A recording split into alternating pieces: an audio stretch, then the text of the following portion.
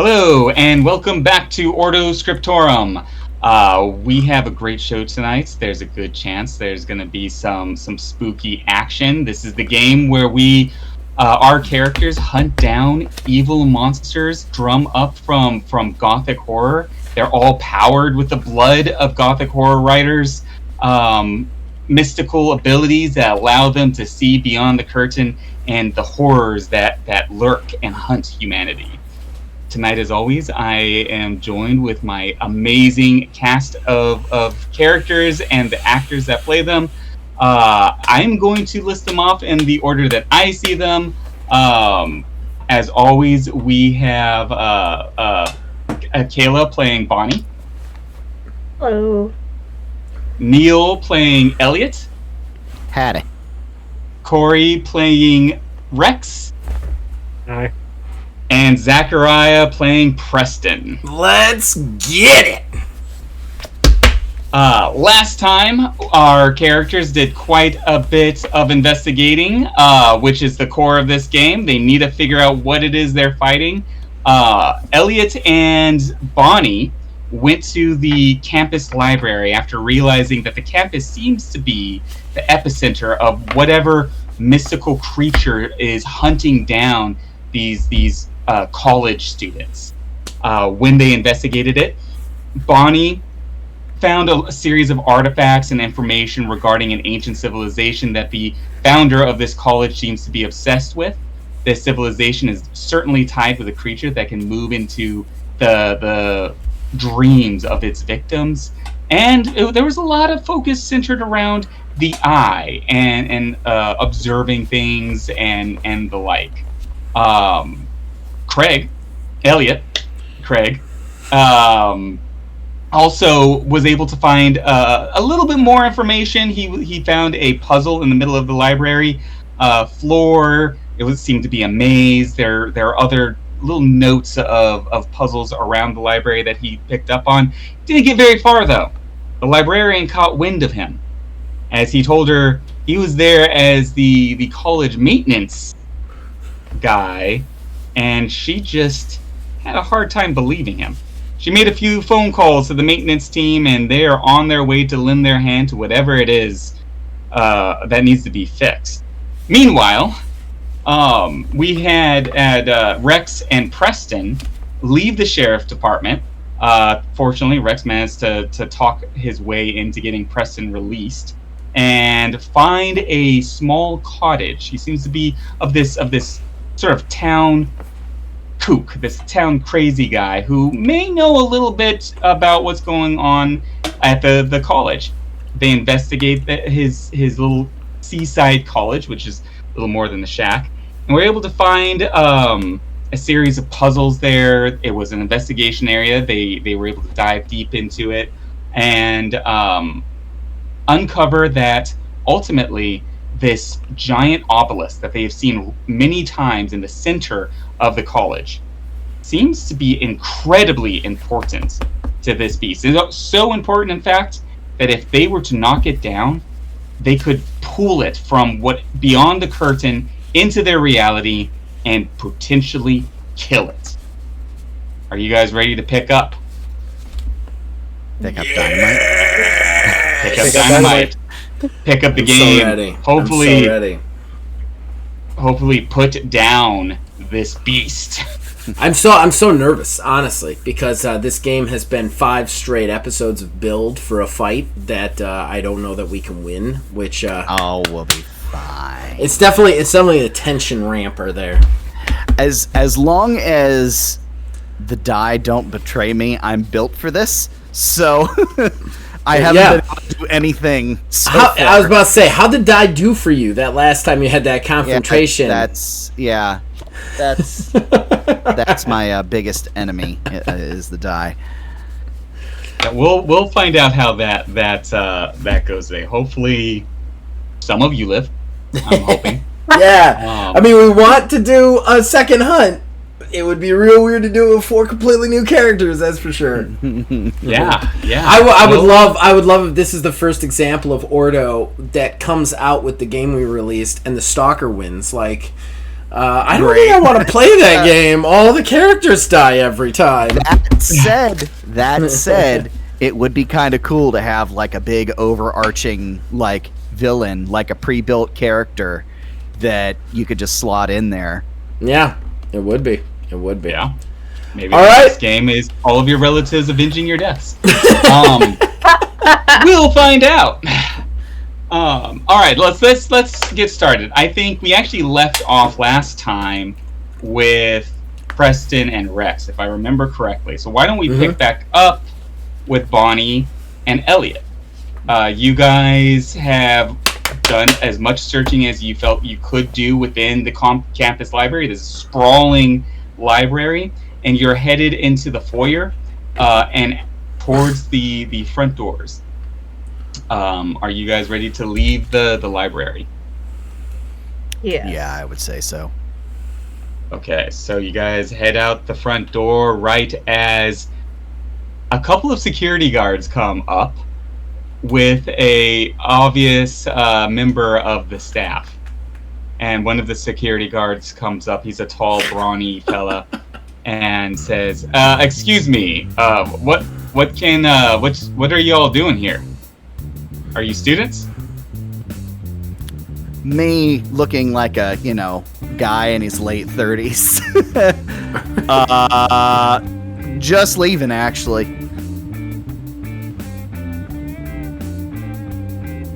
All right.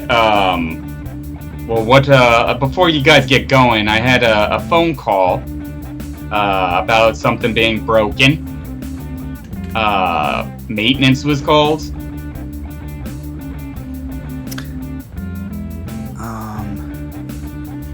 The first major fight scene isn't the stalker. It's Elliot versus the police. And security guards. And security guards. Yeah, whenever we got here, the lady at the front desk was saying something about something being broken here. I don't know, she took off. She was looking for something. I'm not quite sure. And I'm probably going to have to roll for that. Oh, yeah, that's going to be a charisma manipulation. Yeah, all right, let's see how the die are doing. Not great, Bob. That's a 6. Oh. Yeah. That would have been at least a 10. Sorry, I didn't tell you your difficulty before that. But yeah, this guy is certainly not going to believe you, and you can see that written all over his face. He is not. His jet posture. He's starting to say, "All right. You know what?" I don't even let him finish. I run. Just go. Okay. Oh, Bonnie, he just not running. I'm just casually walking because I'm young enough. I blend in. I almost spit out my nose when you said that. Like, my drink. Just go. That was mid-drink. I just saw it in my head. You standing there for a second, and then like, Okay. This particular security guard's gonna run after you. Okay. What's your speed? My agility is a 3. Oh, your agility. Yeah. Okay. Yeah. Chase scene. Wasn't expecting this. Go where the game takes you. Go where the game takes you. It takes Zach, Neil that to would prison. for Competition. Or endurance. Depends on how you want to do it. Like, you could do it either competition or you could do it endurance. Like, if it's going to be like he's trying to kind of outlast them, then it would be endurance. If he's trying to, like, just sprint the fuck away from them, it would be competition. The skill. Okay. If I'm not answering the right question, tell me to shut up you're and absolutely finish what you were going to ask. I need a little reminder on that one. Yeah. So I guess give me like a competition. That would be a agility competition. Okay.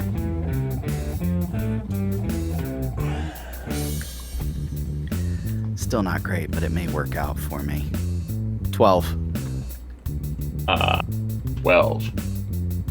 Okay, yeah, you actually do pull ahead of this guy. I'm gonna say like he actually rolled like just a straight 2 before his scores were added. So and he's just gonna be a fellow. Like you're able to pull out ahead of this guy. You're strong, late 30-year-old. Yeah. And he trips. And like sort of stumbles a bit, enough for you to keep that momentum going and just haul out of there.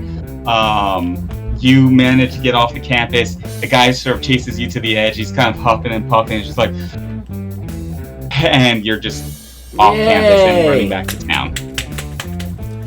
Bonnie did it. Yeah. You've been deserted. Congratulations, you're alive. Ellen has run away.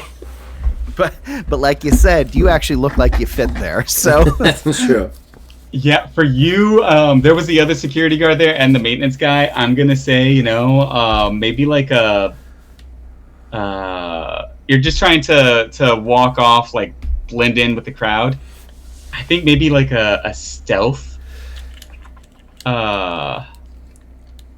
agility check. Oh, perfect.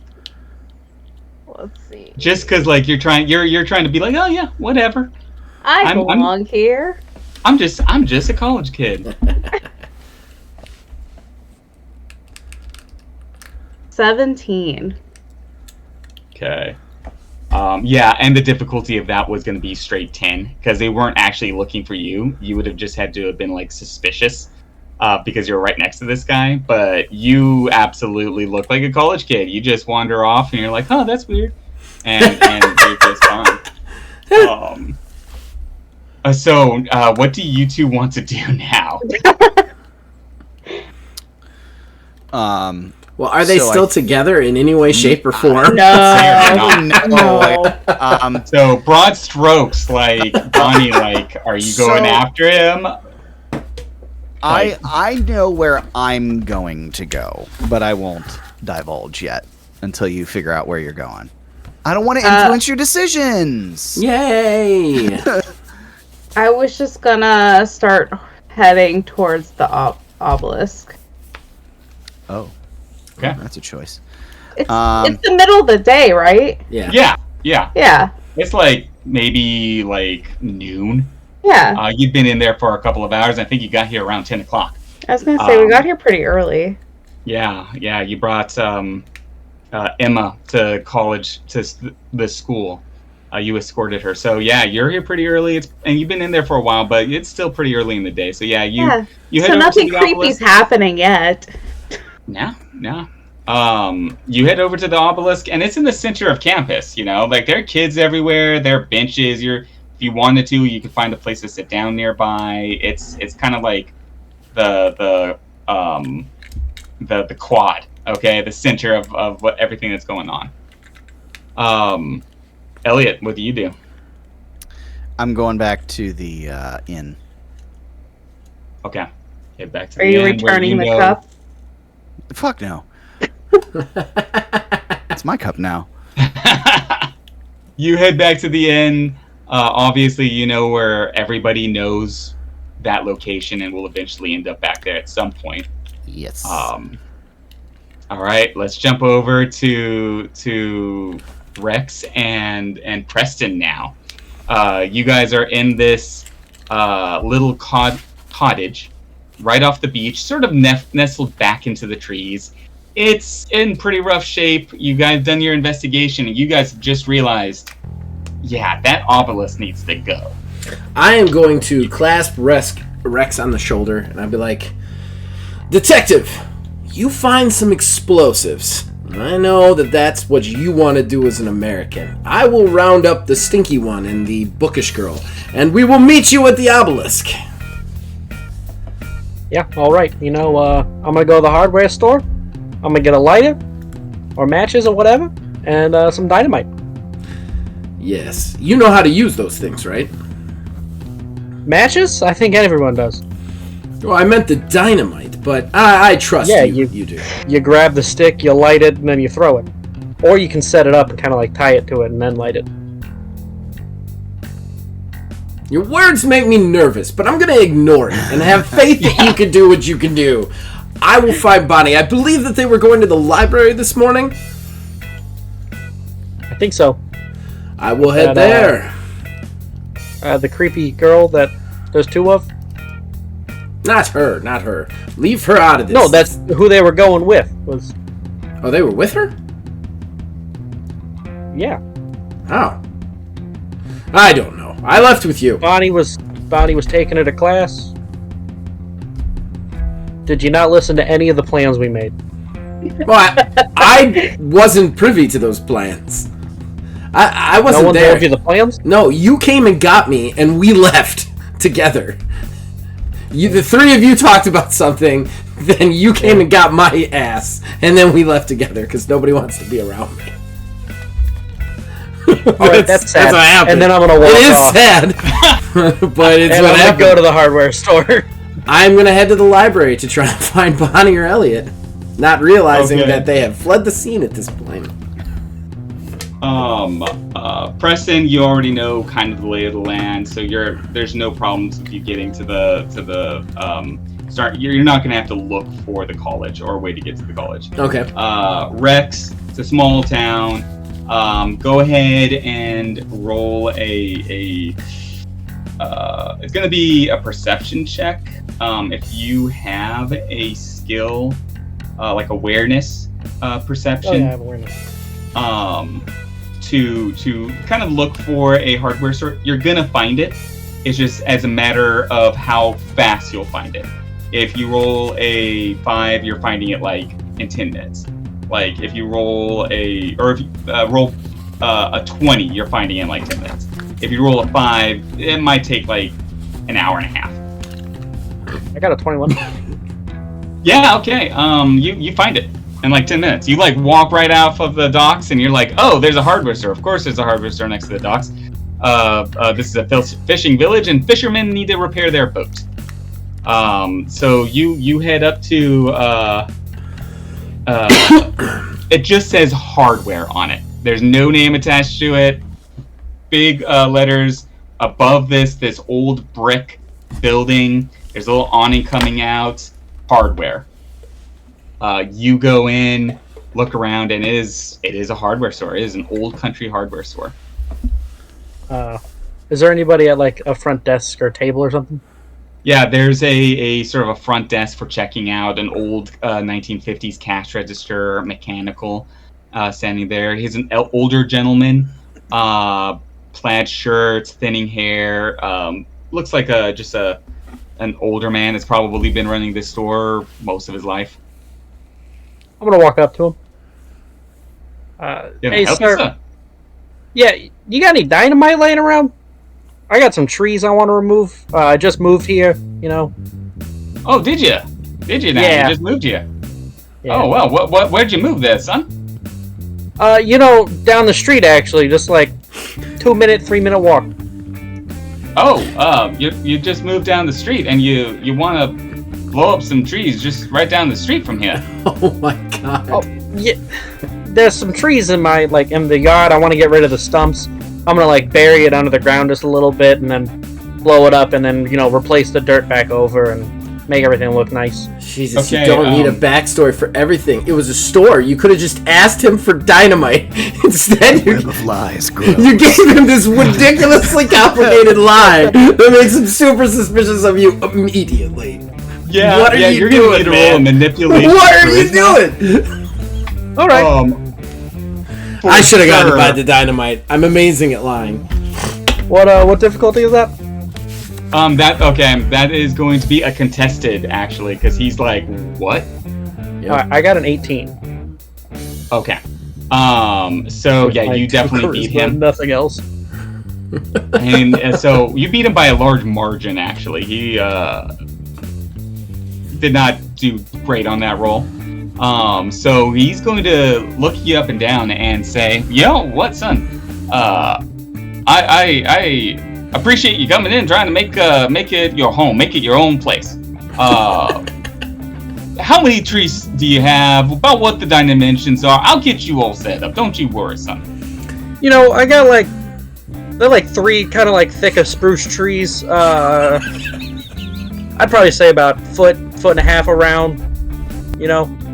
All right, and you're going to bury them. You're going to need an auger for that. So don't worry, I got those. No. I'm not burying I'm gonna bury the dynamite. So I'm just gonna use like a shovel that I got. So you need to get under that. So I need to get you an auger, Well, probably an axe. We're going to need to get you set up with an axe. What I'm gonna do? I'm gonna get a shovel, and I'm just gonna kind of like put a hole underneath. Whoa, you do look like a strapping young man. I suppose you can do it with a shovel, but you really want to get something to get in there and clip those spruce trees. I got it. I'll just use the shovel. I'm not trying to clip off the roots. I'm just trying to get up under the tree so I can bury in the dynamite and light it. Oh, I see. Oh, all right, I suppose we can do it that way. But just to keep in mind, you really want to get it under there. I know. Okay, so we got a shovel. We're going to be getting you a shovel. I already have a shovel. I actually moved here with a shovel. Oh, yeah, in rural town, I come here with a shovel. All right. That makes sense. I just, you come off the ferry, you don't know what you're able to bring with you. So you got the shovel. He goes in, pulls out a box of dynamite. If you got 3 spruce trees, I'd say about 3 sticks each would probably do it. But just be on the safe side. I'd give you a stick and a half for spruce tree. And how much? I'd say you probably want at least a 3-footer on each of those fuses. So I'll hook you up with some fuses here. Would you like a auto timer on that? Can I just have like some matches to light the things? Yeah. Well, absolutely. If you feel like you're pretty confident on being able to get this timing right, but do you want the extra long fuses in that case, there, son? Yeah, that's fine. All right. We don't want you blowing off any hands. We have a lovely doctor in town, but he can't put a hand back on. I guarantee you. You can just go ask old Willie. So. We have no chance against this stalker. We almost just got defeated by the town hardware guy. He could have walked in and said, "I would like 3 dynamites, please." Yes. And that would have been the end of it. But instead, I counted an 8-minute back and forth about trees in our podcast. I moved here with a shovel. It's one of my favorite lines from this podcast ever. Holy shit. The joys that RPGs bring to our lives. Oh my god. That was a moment in time right there. All right. So we're gonna need to do a finance check on this one. So you're rolling against your finance score. Sorry. Yeah. Finance is new. Finance is new to everybody. I'm not on that actualing. It's just very new to the rules. Yeah. Basically, what it is you decide its rarity and the rarity, or like how expensive it would be. Yeah. That expense is the difficulty he has to roll. He then rolls his a d20 plus his finance. If he beats the roll, then he spends one of his finances and acquires the item. If he does not beat the roll, he doesn't have enough finance to acquire the item. Got it. And is it the standard 5, 10, 15 difficulty kind of check? Yeah. Okay. Then this is going to be a 10 difficulty, moderate, because they actually did. We looked it up. They actually did sell dynamite at hardware stores. I remembered actually stories of my grandpa blowing up tree trunks. But it's a tool you can buy. It's going to be a moderate expense. I got an 11. Total? An 11. Yeah, 11 total. Okay, I rolled a 5. So that beats it by 1. So he acquires the item. However, his finance will drop by 1. Finance always goes down by 1.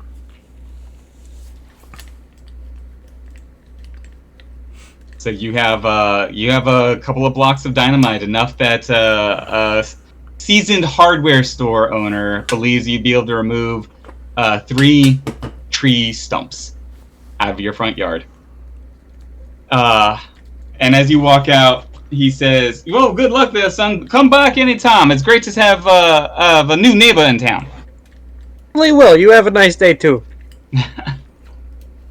And And I will walk off towards the library because that's where Preston said he was going. okay. Preston, you clearly make it there before Rex. Although the time Yeah. not gonna be that huge of a time. I make difference, it but you're there definitely before there. the second half of that conversation.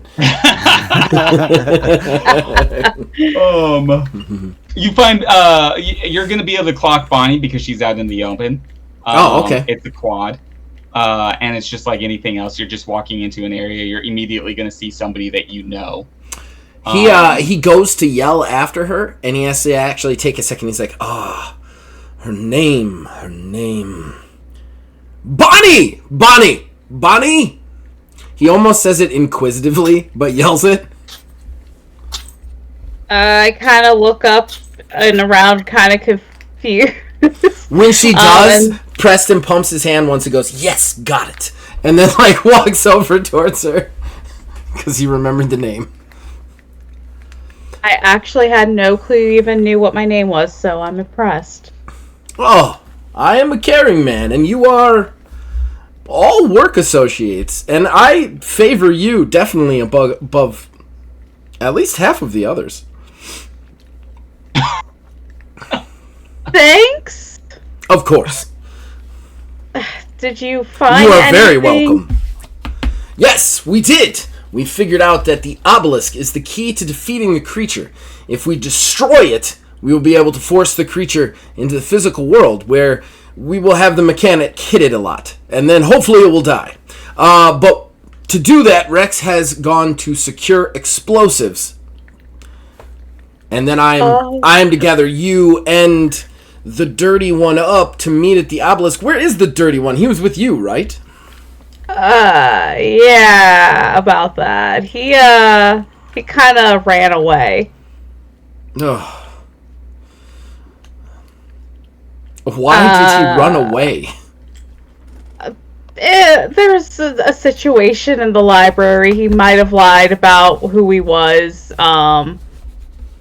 So I guess we should probably find him. Yes, he should never try and talk. All things considered, that is not where his strengths lie. I'm gonna assume he's not on campus anymore because there was a security guard issue.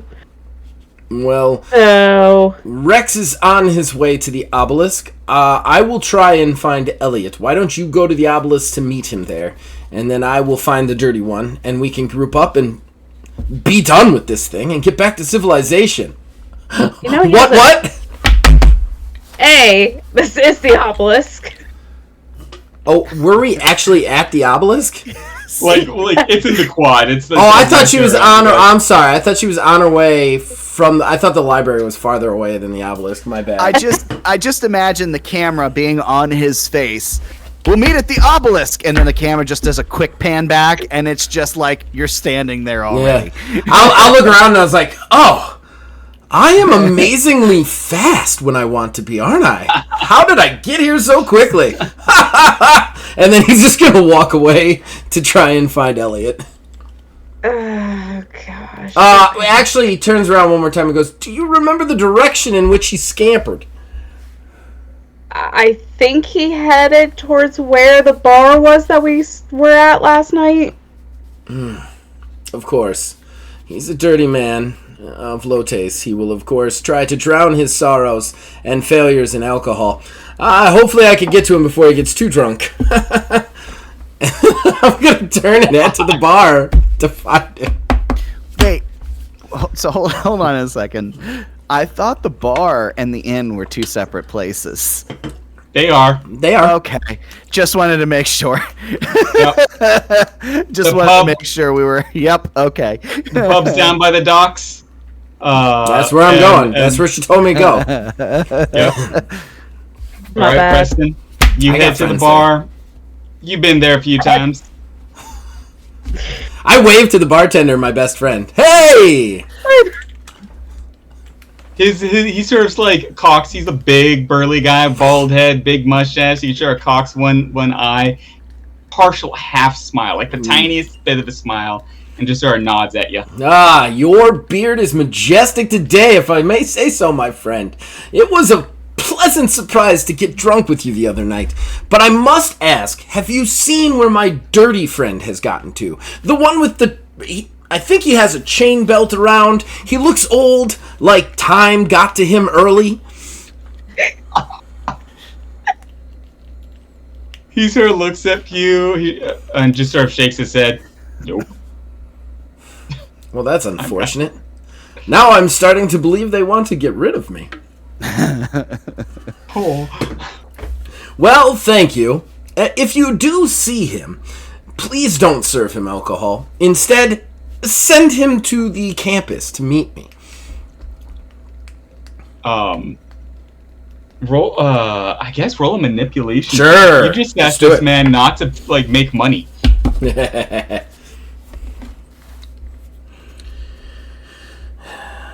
Okay, wait. Can I add more to it? Yeah, manipulation charisma. Okay, when I see the doubt on his face, and I go, I kind of lean in and go, I hate to be a gossip, but the man is a terrible alcoholic and is recovering from it. More alcohol will only give him the consumption, and I would like to avoid his death. So please, please, please don't serve him. So I'm going to add that to it. Not roll-wide, just he sees it and tries to be more convincing. What's the difficulty? Difficulty is going to be 10. It's a little bit moderate because you did ask him not to make money. Manipulation, charisma? Yeah. Oh, yeah. 15. Okay, yeah. The bartender says, "You're a good friend." Yes. And that's all he says. I look at him and go, he hardly thinks so, too. It's sad, really. Maybe one day he'll respect my friendship. Thank you again, sir. I'm going to walk out.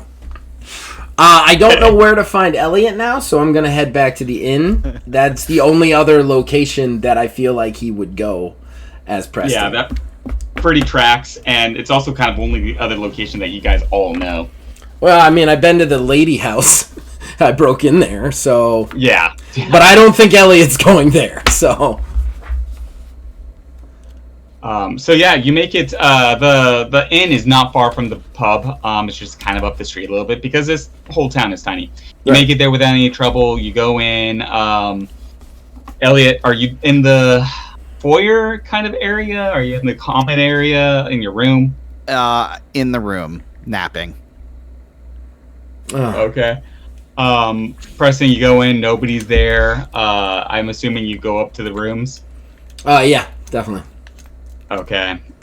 You go into the rooms, up to the second story where the rooms are all located, and you know where Elliot was sleeping. I'll knock on his door.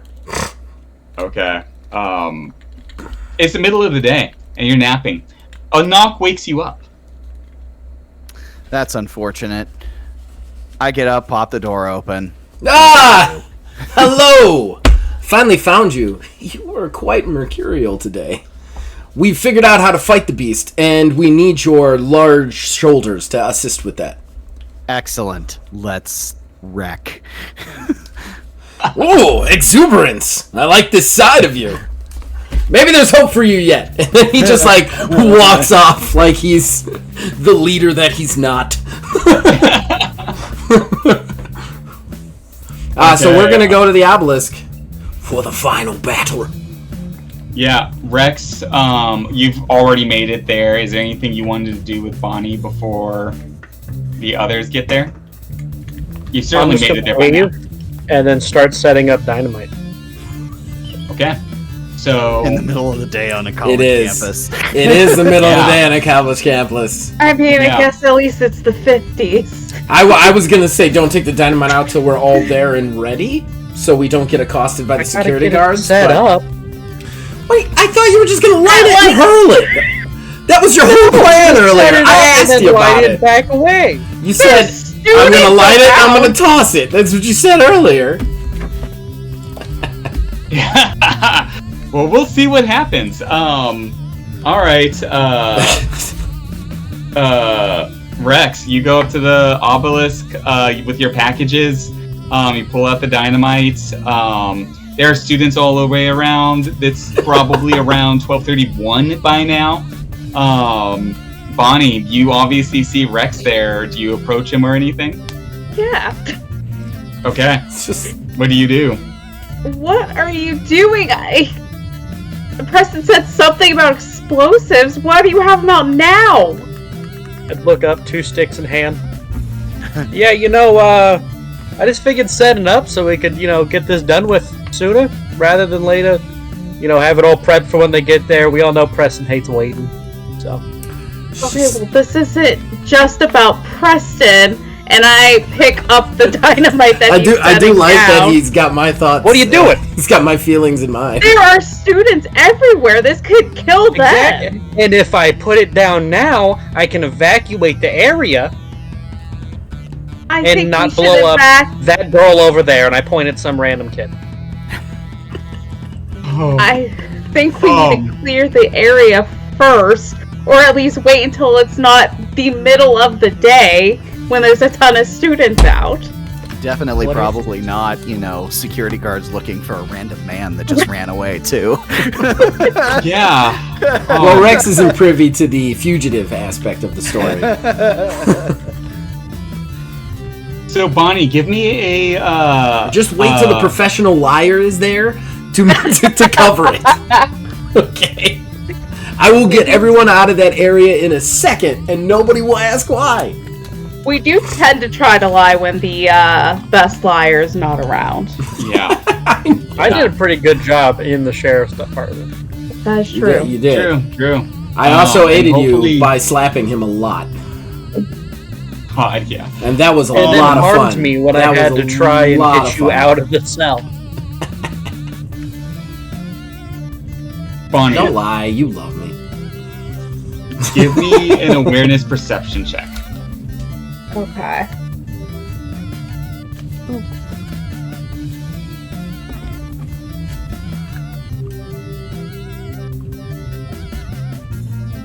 DC is going to be, or the difficulty is going to be 10. 21. I was about to say, I heard the 20. I think she's got that beat.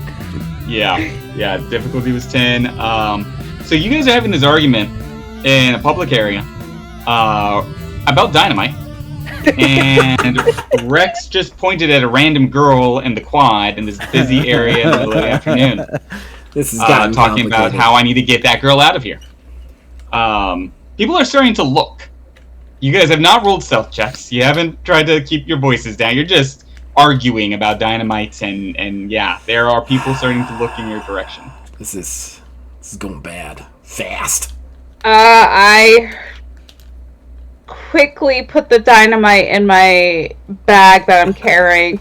I understand. You can't put it in that bag. If it gets wet, it won't light. I understand that this time of year is stressful and a lot of things are happening, but we can work this out. Let's go. And I try to grab his arm to pull him away. Oh, we're supposed to be here. We're killing the thing that's here. We're trying to get rid of the thing that's here. Do you pull away from her? A little bit. I was kind of like, what are you doing? So it's up to you if you want to try to oppose this or fight this, Bonnie. Really push him or something. Yeah, well, we should meet up with our other friends and form a plan somewhere else. A plan. I was working on the plan to blow up the thing. Just look around you. What is your plan? Where do we go from here? Well, now we start getting people out of here. So if you wanted to be helpful, you could start going, hey, could you please get out of this area? We're doing some renovations.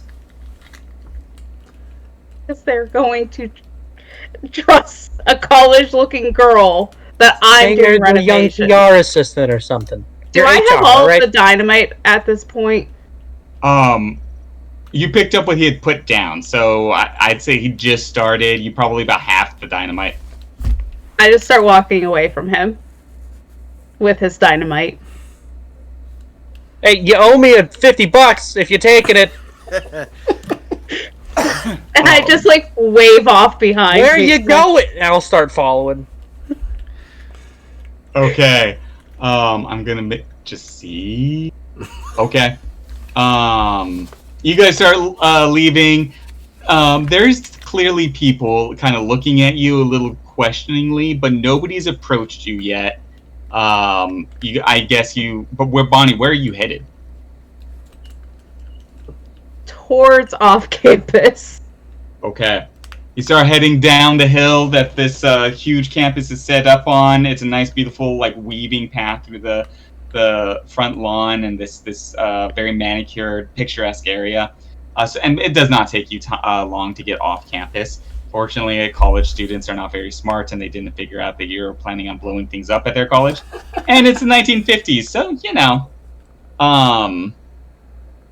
And you get off campus without too much trouble. About that same time, I'd say that Preston and Elliot meet up with you guys. Like they're headed towards your way. You're headed towards their direction. You guys meet up just off the campus. All the Stooges are together. Oh, look, you left right when they were about to walk up.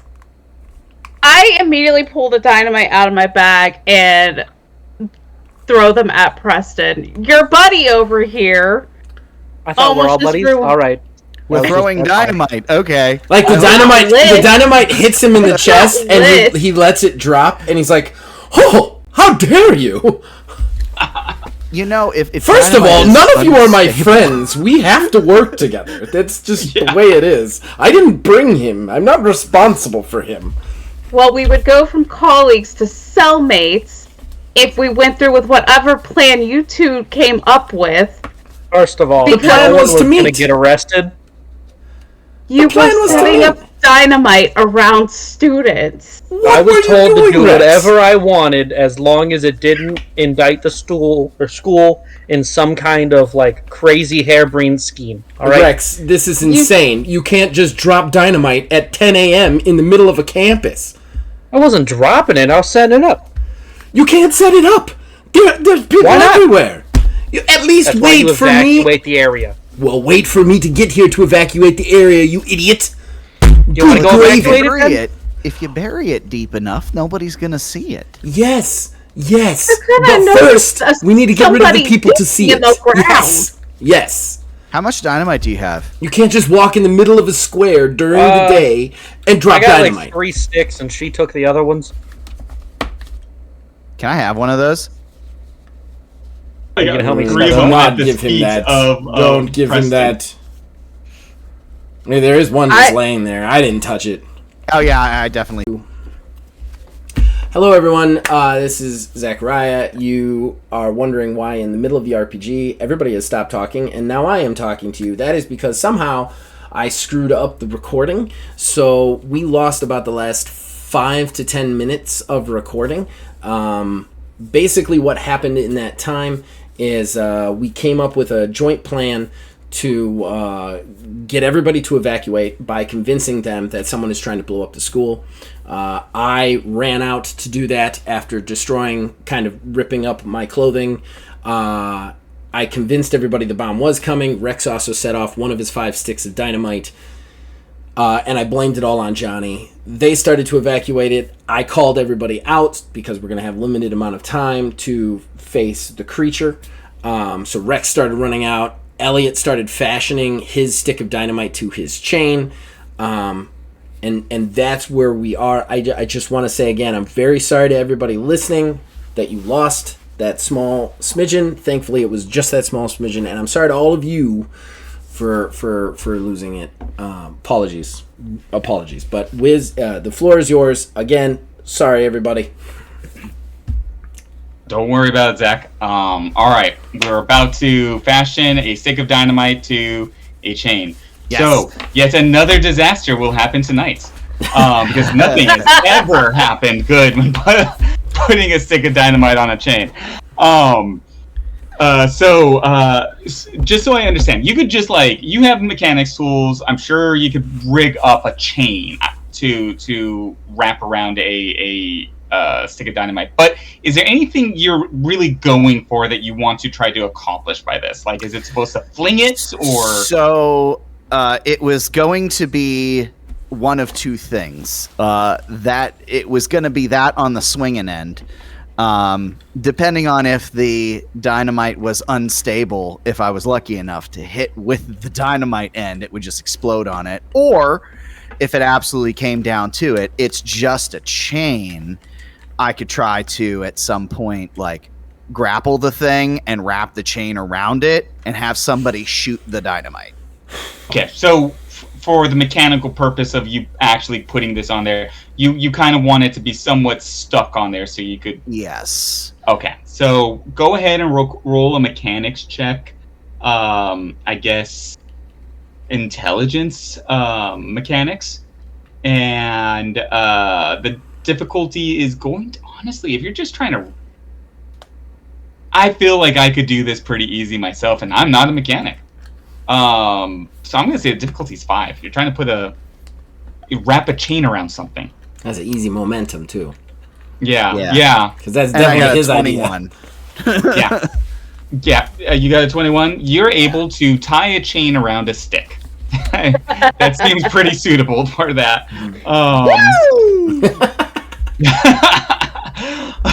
Let's lower that bar, baby! You do have a momentum. You gave yourself a Yes. momentum on this. Just hoarding momentum over here. The max is 5, right?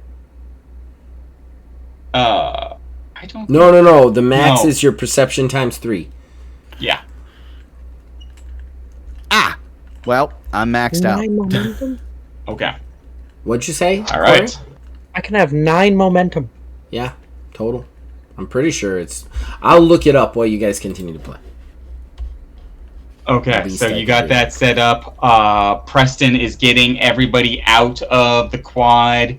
The obelisk is standing, looming over you. It's about 1:30 in the day. It casts a dark, harsh shadow. Rex, you've made it back here by this time. You gave yourself a 3-minute timer, so you're good. You're at the obelisk. Bonnie, you're there. What do you two do? I start setting up dynamite. Yeah. Bonnie, do you Yeah. do anything? I would do it at what I think is like the best strategic places to put it around so that it would fall over. I think Bonnie should step back. Yeah. And I'll make sure that, like, students don't try to run nearby on their way out. So you're really trying. So what are you trying to accomplish? Like, as far as like putting this bomb in there, like you said, the best strategic place. Are you trying to just like blow it the hell up, or are you trying? I'm trying to make sure. I don't want it to be standing. I don't care where it falls. Okay, it is in the center of the quad. It's in the center of this big now empty area because students are running away from it. So yeah, you are able to put it around the base, and you've already established it. You could set a timer. You've done your intelligence check. There's no reason to do a second one. You can put the wick wherever you want. How much time do you want to give yourself? Like 2 minutes. Okay. And how far away do you want to be? I want to be as far away as possible. Okay. You can give yourself a 2-minute timer. By the time you're done setting it up, Elliot will have his dynamite on a chain done. Bonnie, these students are running away. They're doing what the security guards are telling them. That's what you observe. So nobody's coming into this area. You got that down. Preston, what are you at? I've just pulled my Schofield. I am standing a healthy distance away and waiting for the inevitable battle. He's actually starting to get the shakes, though, because this is not his area. He's a very fearful dude, and he's starting to get nervous, and all he's having is, like, flashes of the thing that eviscerated his father in front of him, and he's starting to, like, twitch a little bit. Like, he's definitely at conflict out of himself between running scared and that whole author requirement to fight the thing. That's the only thing keeping him in place. Quick question. all of us doing these things, how long is this taking? Like, Matter of minutes. Matter of minutes. So I'm actually, while I'm rigging up my dino stick, shout over to Preston, because I kind of see the trepidation. Grab a rock or something and just like start drawing a maze in the cement, like scratching it into the surface. Mate, I look at him confused, but he's kind of in fight or flight mode. So yeah, he just grabs a rock and starts chalking on the concrete a maze. All right. Give me, I guess, an intelligence artistic check. Yeah, that's not happening. What's the difficulty? Difficulty, I'll say like 10, but even a 5, you'll draw the maze. A 20, you're drawing a spectacular So maze. just kind of the degree of the maze. Yeah. Oh, that's not bad. 15 total. 15, okay. Yeah, you're able to draw actually a pretty decent maze. Like, a good fun maze would have been a 10, but this is actually... It just absorbs your mind. You go into the zone. You could do anything right now just to get out of your own head, and that is exactly what you did. You got out of your own head to draw this maze. And so you have a pretty elaborate, decent, elaborate maze as all this pandemonium is going on around you. Rex, you're set up. You're ready to go. Do you do or say anything before you light that fuse? No, I just light it and run. Okay, you light it and run. Everybody is aware of what's going on to some degree or the other, and you are very attuned to a sparkly fire headed towards the obelisk. There's no way you would miss this. And you see Rex running away from it. I'm guessing, Elliot, you've already moved away. Bonnie, I'm guessing you're also moving away at this point. Yes. So guys, get... What? I want to say that I'm about half the distance far away as he is. He wants to be closer you said you were than going anybody else. super far away, right? When you're running away from the dynamite, as far away as possible? Yeah, as far as I can go. I want to hang out at half the distance. I think Preston would be focused on his drawing. All right. Coming to himself. And just for the record, that is correct. Perception times 3 is your maximum amount of momentum you can have before you lose it. You start each session, which in our case would be each hunt, with your character's charisma score in momentum. And at the end of the hunt, you get experience points for the amount of momentum you have left over. So Rules. Rex just runs by Preston. Preston's just like, I'm building this maze. Yeah. Bonnie, where do you head? I will head in the same... No, I'll head in the opposite direction of them so that we're kind of spread out on either side of it. And you're a pretty decent distance away? Yes. Okay. You guys spread out then. Like, Rex is way out there.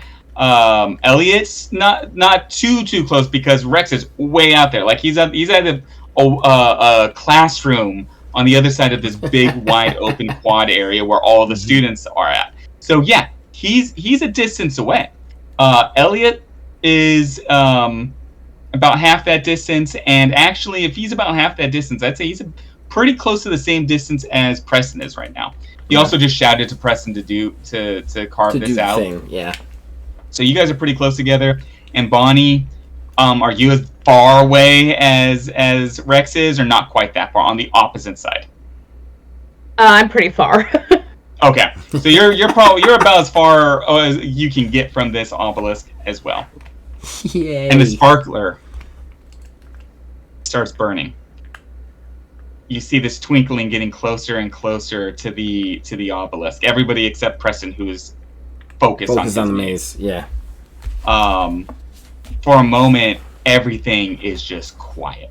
You don't hear anybody saying anything. No footsteps. The school, it seems like like it's in another universe, in space or something. There's just no sound except for this sparkler, this little burn going towards this dynamite.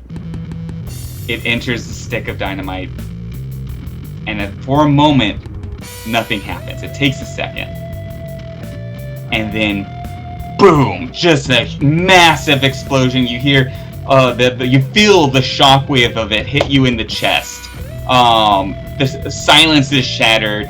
A cloud of dust and gray smoke just explodes out of the base, and almost in slow motion, this giant tower, this black twisting monument to an ancient dead civilization, starts to turn and fall straight down for a moment, then tips over on its side and shatters. Yeah. All this black rock breaking apart and scattering across the open quad, across this open ground.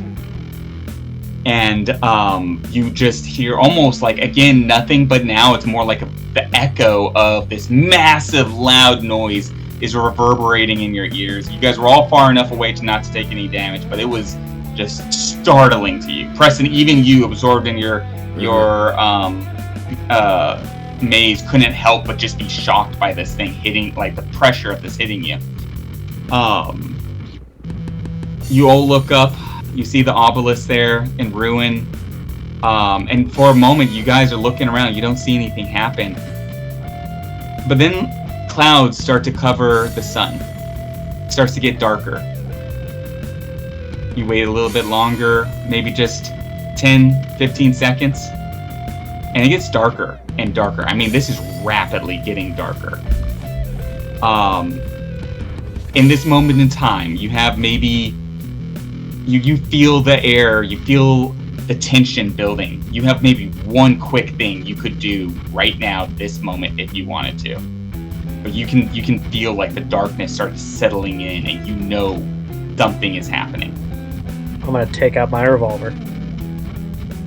I'm gonna close the gap in a little bit more. I want to say about another half away of what I was, so Preston a bit closer.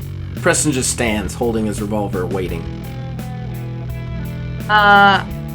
Bonnie slides her hand in her side purse to grab her pistol, but she doesn't like whip it out, and she's slowly walking back towards where the obelisk fell. Go time! So the two people that are closest to the obelisk right now is definitely Elliot and Bonnie. Rex, were you also moving, or? I'll walk a couple steps, but I'm not gonna like get anywhere. Yeah. Okay. And Preston is standing a fair distance away. Yeah, just right over his maze, basically waiting. Yeah. They're just watching the dust, trying to see where this thing's gonna come from.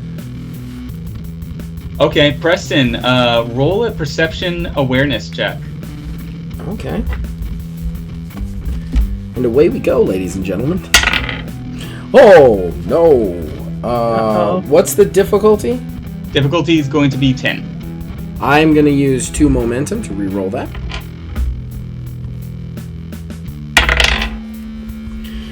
That's worse. 8. Excellent. Oh, okay. God. I don't want to bust my Fortunas yet, because I know you guys are going to need them while we're fighting. I only have 2 left, so I don't want to bust them yet. So, that's what happens. Okay. The smoke sort of swirls up, and then a moment later, you guys see the smoke seems to be acting weird. It just clicks to you. It's sort of all going into something that shouldn't be possible.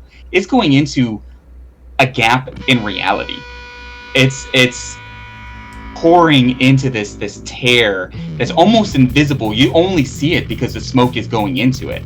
But that tear is getting bigger and bigger, and it's starting to fill with more and more of this smoke. Eventually, you see what's beyond the tear. You see what's beyond the curtain. The things that you see in this opening are beyond definition. They are beyond description. They're things that normal humans couldn't ever understand. And then you see something almost fall out of it. And I'm going to provide for you now a picture. I'll make sure it gets into the actual episode. Okay, great. Just put it in the Discord. I've been putting them in on that edit. Of the creature that falls out. Oh! It is in the general chat. Oh, I hate it. I hate that. I hate that. I like that it has a little tongue. That is... It stands at its full height. This tall, towering creature, probably at least 10 to 12 feet tall. No. Oh, no. This is big. Its lower half of its body is a writhing mass of tentacles. Its massive upper body is broad. Its huge arms end in these giant hands that are tipped in these razor sharp claws. It looks across at all of you, and you hear both auditorially and in a sense deep into your mind, I have come at your beckoning, and I will devour your minds. Everybody roll initiative. Oh. I was expecting madness rolls there. Okay. Yeah, the madness rolls are probably going to be coming here in just a sec. Excellent. Just want to get the initiative order in line. Yeah, I understand that. What was initiative again? How did initiative It's perception. work again? It's perception. Hold on. Let me make sure there's not like a bonus adder to it. Basic play, combat. It was just a straight roll, no? It's not a straight roll. It's got an addition. Okay. Joke's on this thing. Elliot doesn't have a mind. All right. Oh yeah, no. This is straight up his cup of tea. He just does maintenance. That's stealth. That's the stealth text. And characters involved in contested role, perception and awareness as their single mod. So, Okay. It's perception plus awareness plus a d20. I am at a 12. I'm at a 12. I am also at a 12. And also, just so you know, this is one that I didn't even remember putting in here. Game Masters can also use their momentum to move NPCs up the order or counter players' move. I don't know what the move means, but you can spend a momentum to actually move them up the order if you wish. Okay. I'm a 21. 21 for Rex. That's the fourth 21. I like 21s. Bonnie, what did you get? They've all been like different numbers added together too. What was the initiative again? Well, I rolled a 1. Oh no. So, pretty sure I'm last regardless. It was awareness and Perception yeah, thank you. for initiative. Oh, it was aware. I'm at 24, not 21. I didn't hear the awareness part. Okay, so all of that brought me to a 6. Okay, well that's better.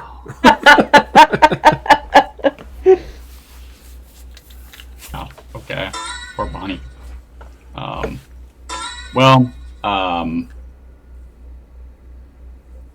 You see this beast standing before you, this creature, and it is sort of like an absolute horrifying thing. It's also like the clouds have gotten like completely dark above you. There's lightning bolts shattering the sky. They also are swirling in maddening ways that make no sense. They're twisting around in almost spirals in the air high above you guys. Yeah, so now everybody is going to have to roll a madness check, seeing this absolute insane thing that has just happened. And how does that work again? Okay. I was going to say, I think I you actually only have to did it remind one time. myself. Yeah, I actually have to remind myself on that one. I can't be the rules lawyer on that one. All I know is for me and my purposes, I hope I failed.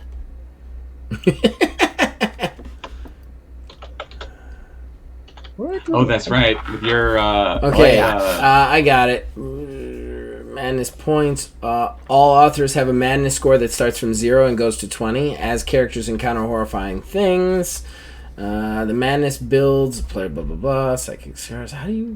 Where's the roll? Oh, guys. Guys. Where's the roll?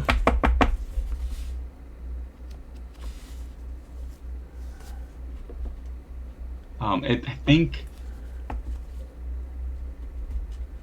it's going to be like your current madness added to something. Yeah, I know. I'm having a hard time finding exactly where we wrote that down, because I know we wrote it down.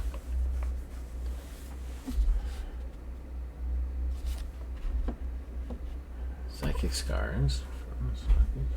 Check the file the original file.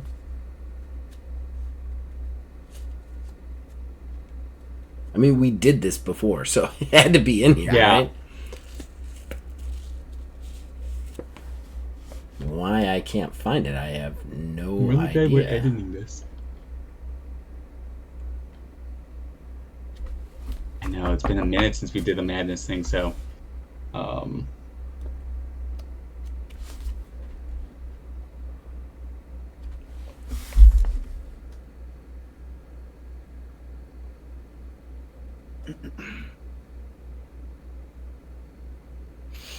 Okay, I think it starts with the thresholds.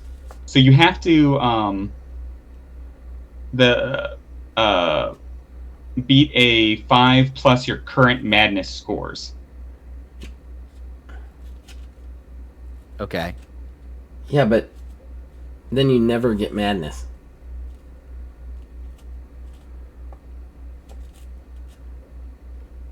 See, I feel like I could be totally just shooting out of nowhere on this. I think I'm looking at Wasn't it like a base 10 or something, and then from there you had like a modifier, like your intelligence or something against it, but the madness that you have stacks against the base 10 or something? That does sound... That's what I'm... Oh, wait. I got it. Force the player to make an endurance roll. So you have to use... I mean, we're going to have to better spell this out, but it's actually under the darkness point costs. Roll with resolve, difficulty 10. If they fail, they gain a madness point. Okay. But it's just resolve. There's no skill. It's just the resolve. Well, no, resolve's a skill, so it's just resolve. Difficulty 10. No, endurance roll with resolve. Difficulty 10. If they fail, they gain a madness point. I think it also... It's not spelled out, but I think it should also be increased by the amount of madness points you already have, too. Right. Because if that is the case, because I was right on the threshold, that does give me another point. Okay, so but if not, then I pass. Mine would be 11. I have no resolve and barely any endurance. I pass somehow. If you're right on it, you fail. Ties or fails. Everybody should have at least a couple of madness points at this point. I have 3. 1. I now still only have 1. Somehow he resists the madness. I passed by 1. I did not pass. So she gains a madness point. Get a madness point. All right, so we have some people gaining some madness, some people withstanding it. Mm-hmm. And now we're ready to begin. Anybody watching, we're still in the editing process while we're doing this, so rules are all over the place. This is not a we're getting everything settled out. Right. Things are just misplaced. All right. Okay. So then a quick clarifying question, because I haven't been the torches. Is it just something you just do, or Yes, okay? but it usually gives the game master darkness points. Well, Yours don't Good thing- because you need madness, and madness Yes. is bad for you. So, like, you have to Mine- play this game. oh yeah. Well, I mean, if that's the case, since we're basically in combat, yeah, then I'm gonna on my turn just flip the switch. Well, whose turn? Who do we start with on that one? We are starting with Rex. Doesn't this thing Can I just cause use- madness? Didn't we figure that out? Yes, but would it? I think that would wait until his turn, wouldn't it? Yeah, I think so. Yeah. You're probably right. I'll look it up, but go ahead. Go with Rex's turn for now. I would like to use my deduction perk to ask you a question. Yes or no? Okay, yeah. The giant eye in his chest from the picture. Is that a weak point? Yes. Deduction for the win on that one. Yeah.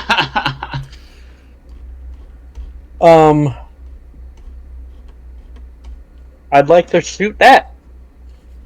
All right. That's a good Roll a Now, would using a deduction be his action, and he'd have to use No. momentum then? No, Okay. it's free. Okay. He gets 3 a session. I don't know how many he's used throughout the course of this hunt, but I have now only used 2. there you go. Yeah. Roll your ranged force attack. 18. Okay. That does hit, and I'm assuming that you are you beat his defensive roll, and I'm assuming you're aiming for that eye. Yeah. Okay. So you do shoot the eye, hurting it. Certainly. You need some Claritin, and you see him just double over and stagger and like clock you. Okay, hold on 1 second. Does he have extreme presence? The stalker. He does. Okay, it's every time we attempt to attack or damage it. That's when we Okay. take the madness point. So Yeah, he would take madness, basically. Oh my we, god. We take Nice. 1 madness point the first time we see it, period. So I don't know. I think we should actually go up by 1, if I'm not mistaken by that. Since we Because- just saw it. Yeah. So we all go Yeah, I up was by gonna 1 do that madness. on his turn, but like one goes up. And then anytime we attack or damage the stalker... Oh, no, wait. I'm sorry. I am wrong. In addition, anytime we attempt to attack or damage this stalker and fail, in other words, we miss it or don't hit it, the stalker may spend a momentum to increase their madness by 1. But that's just darkness level 1. So I don't know what level of darkness that extreme presence is at. It's not level 1. Okay, well, then you're going to have to read it because I don't want to learn more as the player, but there are worse versions of that, just so you know. Yeah. But we all definitely take an extra madness point. That includes you, Elliot. So right now, from the jump, we're just taking another one. We have to because we saw it. Okay. Yeah. Just for looking at this beast in all of its horribleness. And remember, if anybody gets to 5 madness points, they're at a psychic threshold. I'm at 4. Okay. I was gonna say it's gonna be it is gonna be danger time if I get another one. Okay. All right. So everybody's lower than 5, right? Yes. Yeah. At this time, yeah. I'm gonna go back to that section and look at it while you continue Until- Rex's turn. Actually, Intel Wiz just told me I get so at 14. higher levels, if he has more darkness points in that level, it goes up more than just 1 upon the first time seeing it. It goes up essentially by the level, right? Mm-hmm. Well, I mean, you'll have to read them. I scrolled away. Yeah. The first time anything sees this creature increases their madness by the level number. In addition to any time they attempt an attack or damage the stalker, regardless of whether or not they succeed or fail, the stalker may also spend 1 momentum to increase their madness by 1. So this stalker actually has a darkness level of level 3. Oh my god. So then 2 more. Oh wait, no. A total Yes. of 2. Add 2 more. Yeah. All right. Well, I'm at 6. Yeah, I'm at Whoa. 6 now. I'm at 4. This thing's driving us insane. We gotta kill this thing. So if you're at level 5 or more, you've just crossed the first threshold. Yeah, let me reread that. Okay, psychic scars. There are 3 psychic scar thresholds, 5, 10, and 15. When the madness points increase beyond that level as a result of a failed resolve roll from a horrifying experience or some form of mental attack, the character will have to make a psychic scar threshold check. They will roll a d20. They will add their intelligence attribute and their resolve skill.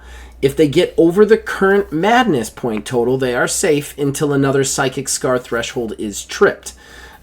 Keep in mind, the threshold rolled against is always the total of your madness points after the effect that you took over the threshold. If somehow you were to pass 2 thresholds in one action, i.e. a mental attack that takes you from 4 to 11, you would have to roll twice against the 11. If they fail this roll, they obtain a psychic scar. This is a permanent madness point. This effect stacks. This means that no amount of rest or time off can reduce the madness below the level of the psychic scars you have. So, anybody above 5 now has to roll whatever your madness point total is. You have to roll intelligence, resolve. If that total is higher than whatever it is, you're going to be safe. If there's any chance that you could tie it or get below it, you need to roll and try to get above it. I got a 10. You're good. I got a 19. You're good. I got a 13. You're good. I was very good. nervous about Kayla because she has not been rolling good. All right. We may continue. All right.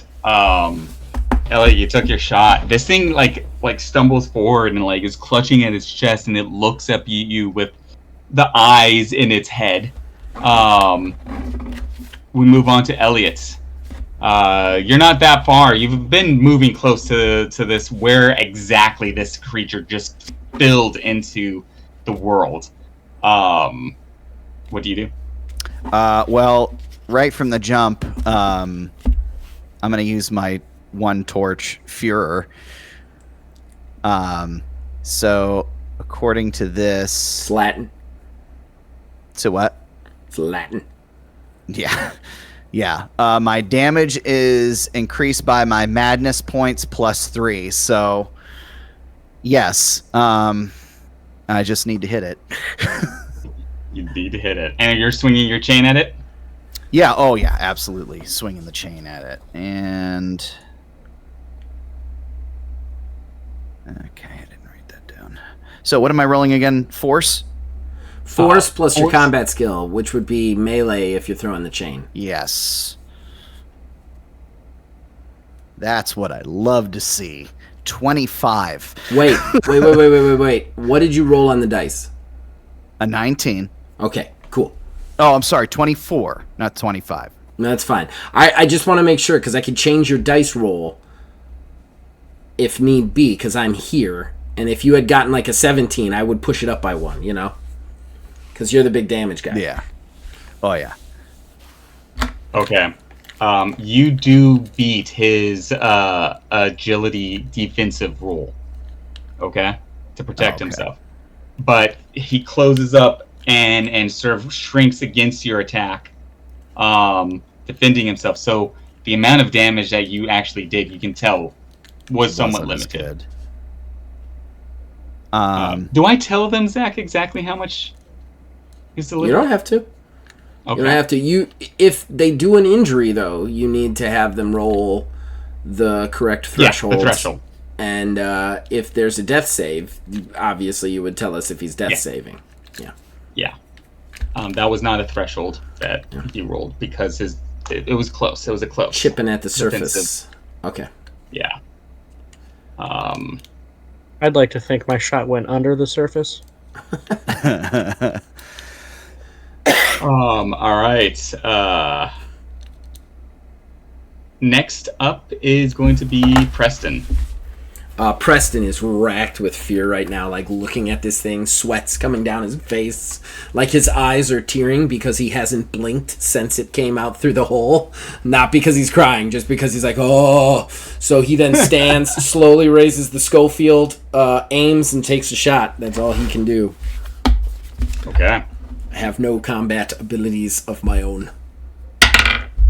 Ooh, maybe I spoke too soon. 21. 21. That's And that the is fourth 21. Quite possibly, potentially the highest I could almost ever roll for him. All right. Yeah, you do beat him on that. Yay!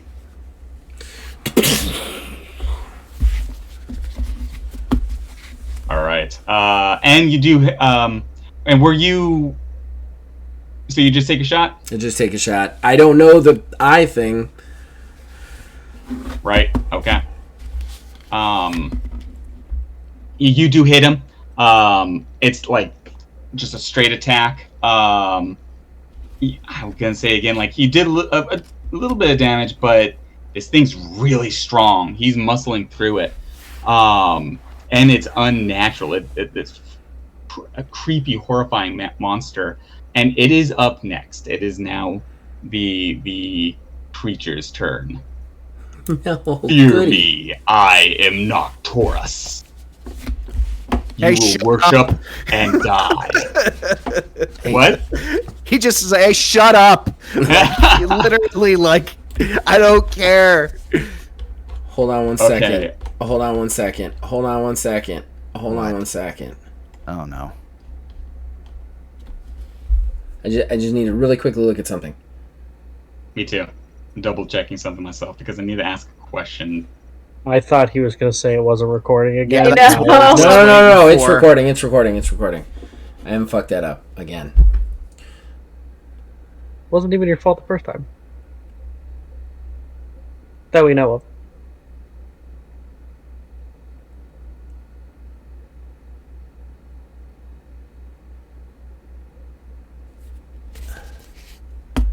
No. Okay. I'm gonna wait.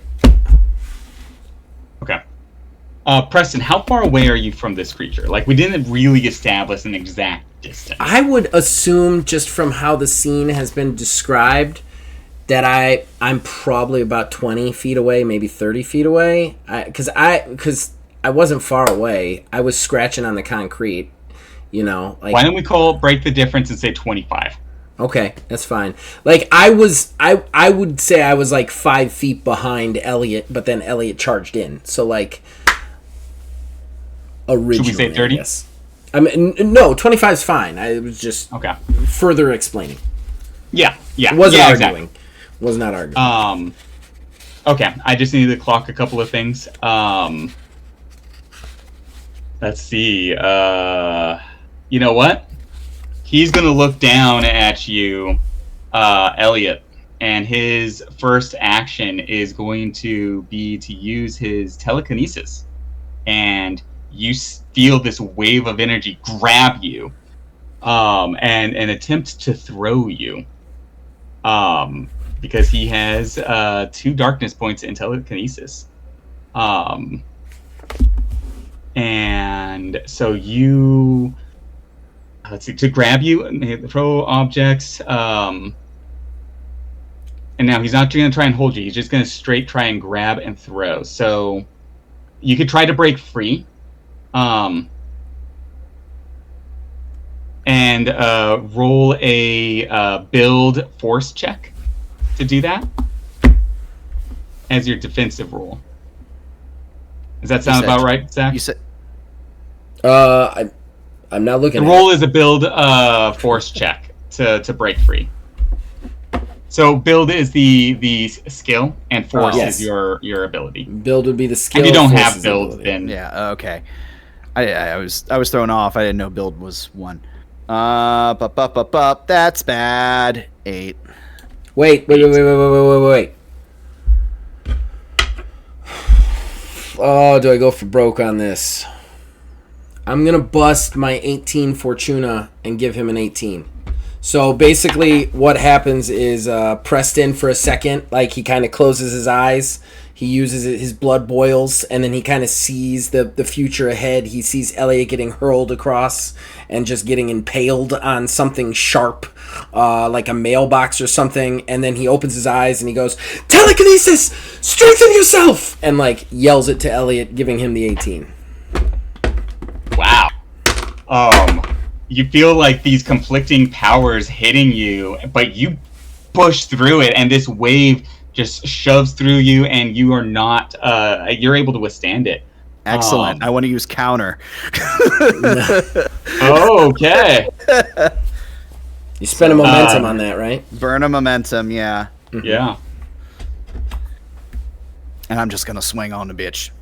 Okay. Swing your counter strike against this horrifying creature.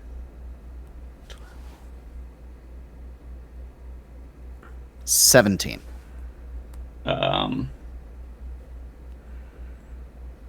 Okay. 17. And double checking how that works. Yeah, you hit it. Nice. You hit it good. Nice. Teamwork makes the dream work, baby. And Insanus just stays, right? Or just like a one-time deal? Or Führer, rather. Oh, your his torch. I'm looking. My torch, yeah.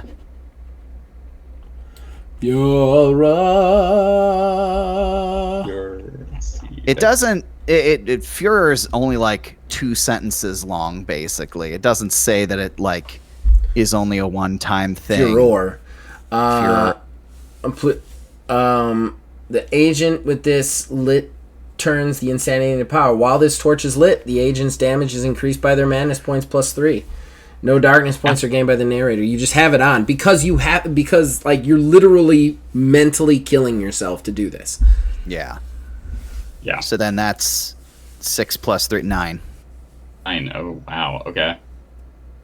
Yeah, that is a good hit. You hit it hard. Nice. Okay.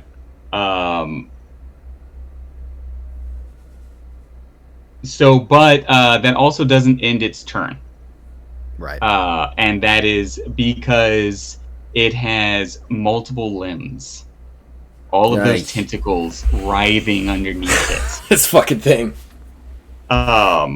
Swing at you. And it actually can take 3 attacks as a result.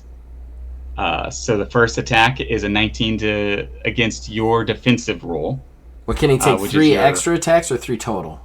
Because he already attacked 3 once. extra. Oh, Jesus. So what's a defensive roll again? It's going to be your agility and your martial. The same thing, melee. Melee, yeah. The only thing that changes is your agility.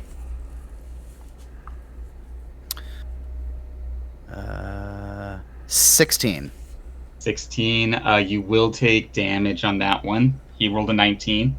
So the damage is the difference between the two. So 6 that's 3 damage. As this big, like, disgusting tentacle strikes and hits you. So it also has on these tentacles. Don't forget to soak, Neil. So what's the soak again on that? Your endurance and conditioning. Your minus is from whatever damage you're taking. You do have conditioning. Yes, I have endurance and conditioning. So then I soak the whole thing. You're good then. You don't take any damage. Now, actually, I misspoke because it also has another natural weapon, which is when it's swinging with these tentacles. They're massive, they're hard, they're unnatural, and it's a +4 damage. Bludgeoning damage, or blunt damage. Blunt damage. So the blunt damage does not affect his threshold, it affects his vitality. Right. Right, okay. So actually, the chain, I had to write this down or else I was going to forget this. The chain, which is basically we were using flail, it gives me a +2 on my defense. So that's a +2 on the soak, right? No, it's a +2 on your defense. What's okay? I'm so like whenever I roll your defensive roll, yeah. Okay, so it was okay. So that still would have. All right, okay. Cool. Continue. So that was 4 damage then. 4 damage to your vitality. All right, it takes a second attack against you. Real quick, because we haven't really done combat. What's the vitality? You have 30 total vitality. Anytime you take damage, like you take threshold is much more dangerous, which is taking 10 points or more in a hit can kill you. Period. 5 or more can injure you, which reduces your stats. However, whatever you take is fed into an overall vitality, which is like base level D&D hit points. When it dropped to 0, you die. Okay. Or you go unconscious and basically die. Okay. I got my little hit point counter thing over here from before. So, all right. So another attack, you said. Yes. And that one is 17. 17. He does beat you with a 26. Cheapest. So, sorry, going back over it again. I'm just 9 points, like total. 9 total, and then so that's another 4.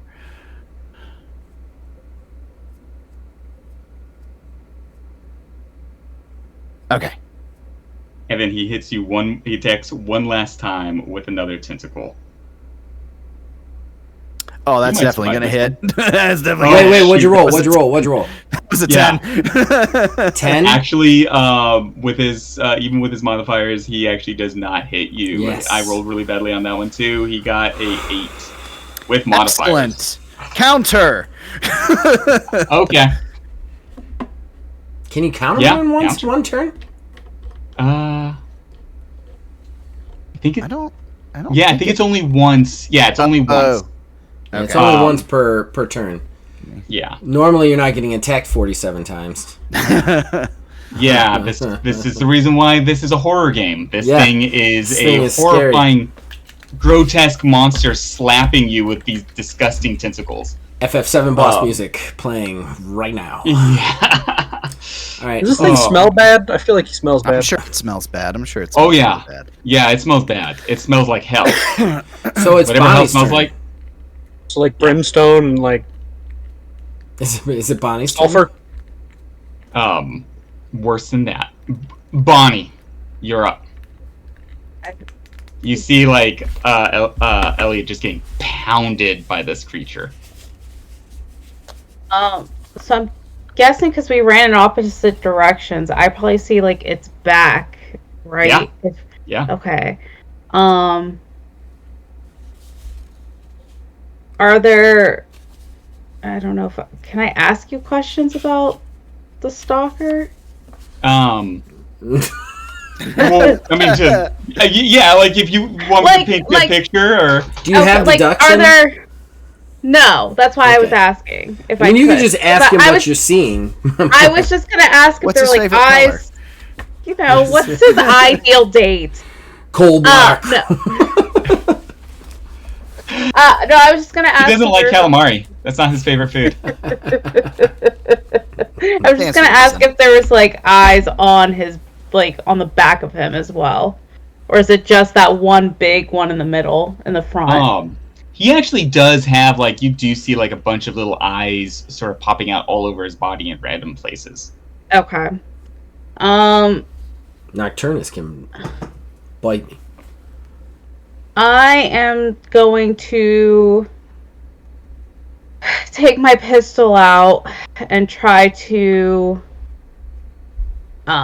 shoot at one of the eyes as I slowly move closer. Can I use my mind over matter to use intelligence as my roll? Yeah. Oh, that's your torch, right? No, No, that's it's just one of my normal That's your perks. skill? It's normal Yeah, perk. it's one of my She has to perks. spend a Okay. momentum, though. Yeah. And she gets that skill at a +1, too. Okay. The I- brainy girl coming in with her Annie Oakley shot. Yeah, damn straight. Derringer shot. 21. Nice. What'd you roll on the dice?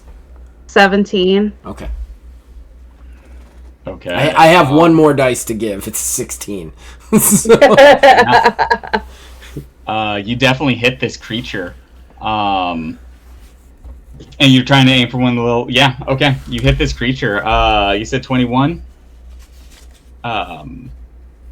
You hit it. And it's like, it's starting to bleed and look ugly. This creature's pretty... Yeah, it was ugly. You see like black, like a goo with bubbles sort of pouring out of the hole that you just put in it. And a little bit of like mist and smoke kind of pouring up out of it as it goes. It is a disgusting sight. All right, now we're back at the top of initiative. Rex. We're gonna attack this thing with some crows. Corvus. I knew the crows were coming. Of course, the crows. They do 4 damage outright every turn until they get attacked. Okay. So you summon a flock of crows, and remind me how this one works. I got it right in front of me. All your rolls are +2 difficulty. Yeah. Okay, because it's distracting me. That's right. Yeah. And then they auto deal 4 vitality damage per round. And to get rid of them, you have to roll against my agility and hand to hand, and you have to deal at least 7 damage. To deal at least 7. Yeah. So I think, yeah, you have to roll at least 7 over my roll. Is that how damage works? No, it needs to be 7 total damage. So, Oh. like even the Oh. DTM is I'm sorry, there's no soak or DTM counted. So it is 7 above the roll. He's right about that, because the DTM isn't counted. So you need to beat his roll by 7 to destroy the crows. Okay. You do gain 2 darkness points, though, because he's using that. Okay. That's right. My darkness points. I can't forget about those.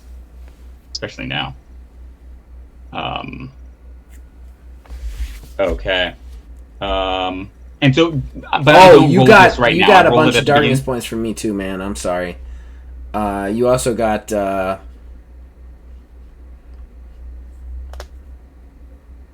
also got another darkness point from me for Fortuna, because I used one of my dice.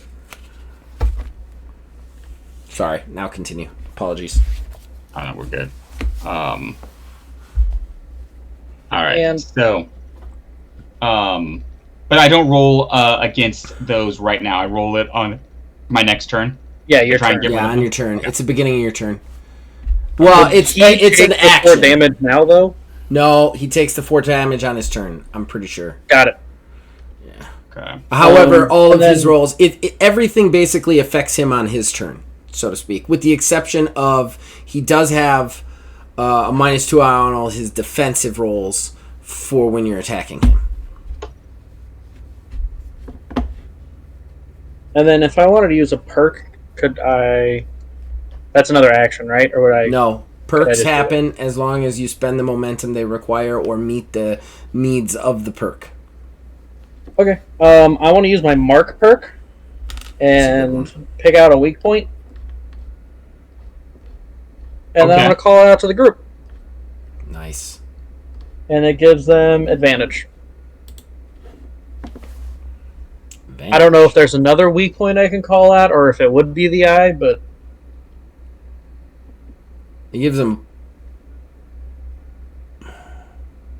it would You give do you spend a guys advantage. momentum. You do spend a momentum. Yeah. They choose a target for the following round. All contested rolls from any source against the target are +2. No, I'm just. It's not advantage in the D&D sense. It just he now has anybody doing anything against him has a +2. So all attacks have +2. So right now we're all at actually a +4 because of the crows and the mark. Ooh, you guys are piling a bit on this guy. He's gonna have to take it up to another level. Pound him. Pound him. You're going next. Yeah. Next up it's going to be actually Elliot. Yeah. Elliot's the pounder. Elliot. Pound, Elliot. Pound. Pound him. Yes. I wonder if this is the time. I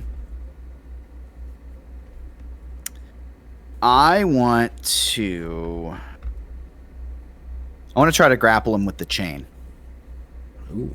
I'm going to shoot the shot. You got to spend a momentum for that. That's an effect. Wakes for me. Do you want me to read the grapple effect rules? Yes, please. All right. After dealing damage from a successful attack with this effect, the target cannot take any movement actions and must roll a force check of difficulty 10 plus the force of the person holding them to be able to attack. The person holding them may decide to maintain the hold or release before taking actions. If they maintain, they may take only one action, attempt to attack once, or attempt to move the target in a direction. This is a contested strength check, the moving part, with the amount the attacker wins by being the amount that the target can be moved.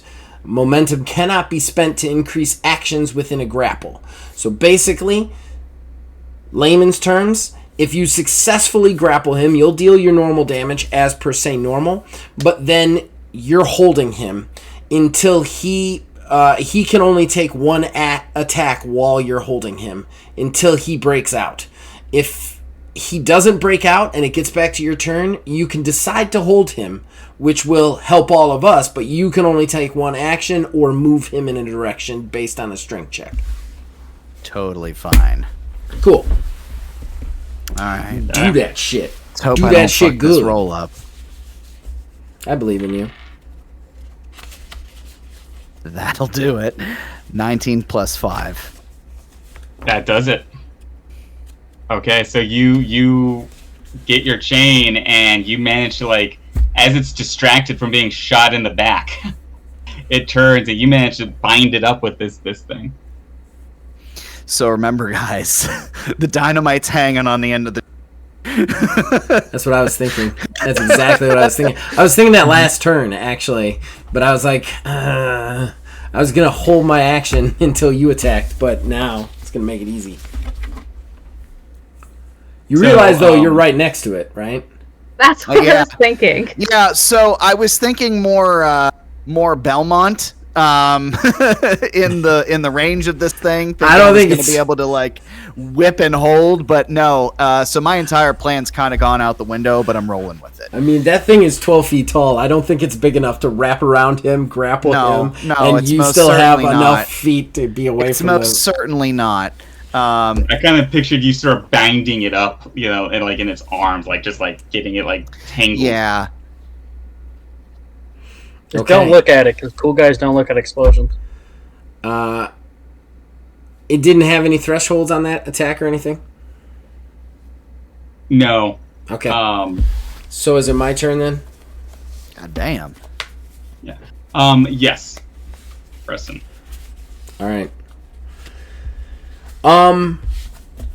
He looks at the dynamite. He starts to aim the Schofield at the dynamite. He sees that you're on top of it, and he can't bring himself to do it. He cannot shoot at the dynamite, so instead he re-angles his gun, unwilling to blow you up, and aims for the eye that Rex marked. Okay. Holy shit, I rolled a 20. Straight 20. Straight first 20, I think, of the entire game. So I gain a luck point. Yay me. First time I ever gained a luck point. And then that total will be 22. 22. Oh, no, sorry. Wait. I also do +2 sharp that I've been forgetting to say. But +2 sharp, so... and so that goes to it'll vitality, right? No, sharp goes to threshold. Threshold? Yes. Okay. For those insta-kills. So, yeah, it's a 24 on the threshold, 22 for normal. Yeah, so that does beat him by quite a bit. He has the second. This is a death threshold. Oh, wow. Okay, so with the death threshold, I know you've done this before, Wiz, but I'm just going to, for everybody out there, when you deal 10 or more damage, the difficulty of a death threshold is 5 plus the amount you beat the 10 by. So I don't know how much damage I did to him, but say I was doing 12 damage, it would be 5 plus 2. If he rolls above that number, he's fine. If he rolls below that number, he is immediately dead. And we win. Roll a 1. Holy shit, I rolled a 20. I shit you not, I rolled a 20. Hold on a sec. I'm going to look some up real quick. And is that including his endurance, I think. Hold on.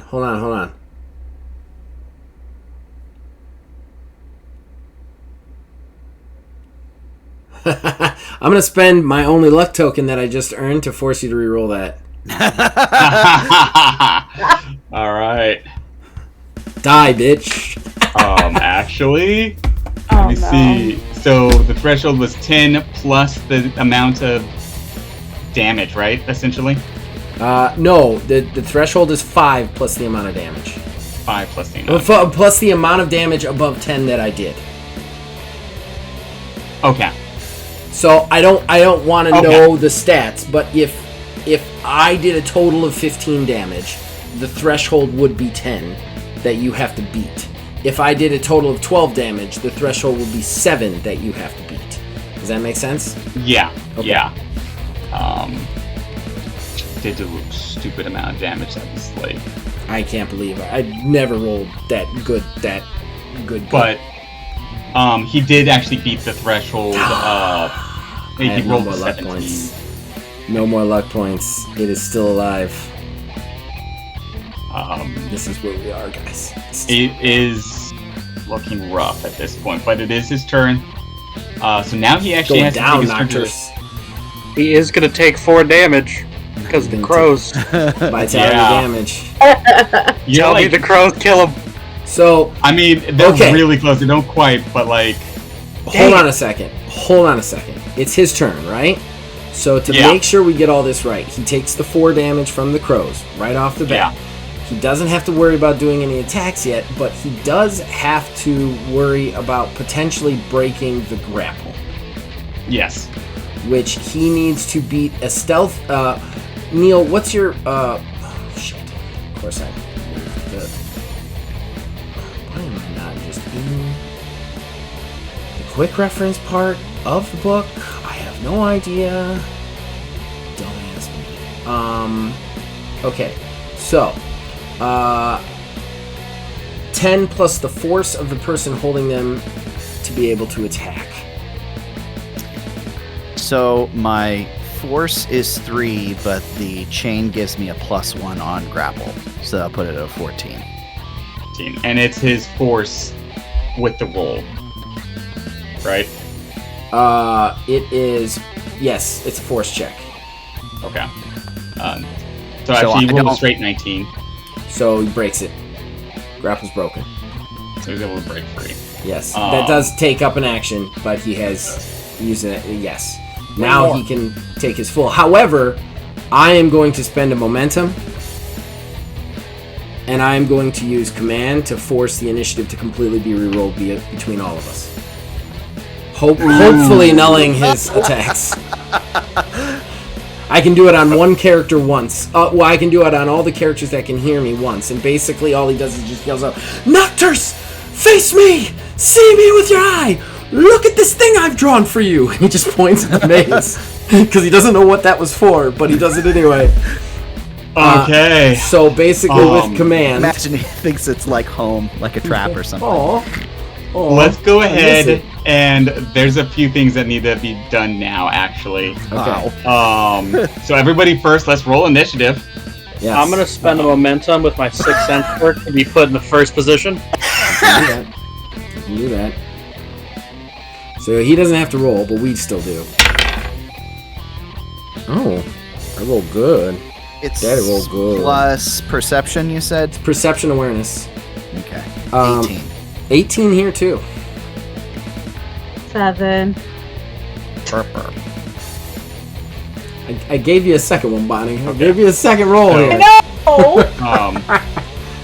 You know what? Okay, No, real quick. I'm using my last Fortuna to make Bonnie's initiative a 16 roll. There we go. Your roll's a 16 plus whatever, so hopefully we all get to go one more time before he gets to go. This thing gets another turn, somebody's dying. Rex, what was your roll? I just automatically am first because my perk and I spent. Oh, that's right. Elliot, 18. 18. And Preston was also an 18. Yeah, same. And Bonnie, you're 16 plus your Perception awareness. Yeah. 20. Oh, she goes before us! There you go. There you go. That's double help.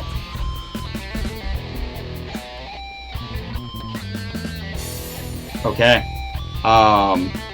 Ooh. This is insane. This is so insane. This has been all right, awesome. Rex, This has been you're an going awesome first. fight. Well, actually, yeah. Rex, you're going first. I'm gonna shoot him in that eye again. It's the way to go. All right. Roll attack. Let's see it. See if you can pull it off. 19. All right. You shoot him in the eye. You hit him. Fucking 19. Yeah. Oh shit. Okay. Actually, you kill him. Hey. That's it. Yes, guys. Yes. You guys, we survived! Not only did we survive, that was awesome. That was an awesome fight. That thing was scary, but we teamworked that shit. We came together. It was Power Rangers all the way. Rex, do you want to describe your killing blow? I'm just Your gonna one kind of shot? like hold up the gun and then just squeeze the trigger like in an old movie. You classic. Look down the barrel. You're looking right at it.